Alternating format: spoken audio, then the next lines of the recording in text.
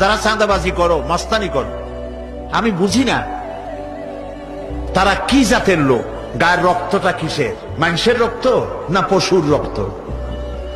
চাঁদাবাজি করতে যাও কি জন্যে?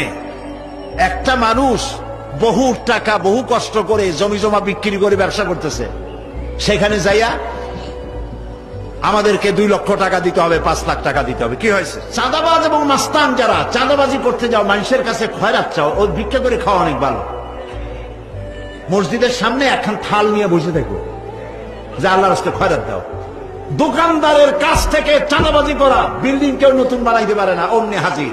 গলায় সোনার চেন, হাতে কতগুলা আংটি, তারপরে হাতে মোবাইল, গলায় সোনার চেন।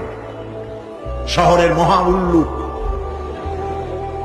জানোয়ার বলতেছে এখানে ইট ফেলাইতে পারবে না, রড দিতে পারবে না আমাদেরকে সান্তানা দিয়া। এটা কি মানুষ? বলেন মানুষ? এরা মানুষের সন্তান? এরা জানোয়ার, পশু। চাঁদাবাজ এবং মাস্তান, সন্ত্রাসী, ইসলামে এদের কোনো স্থান নাই।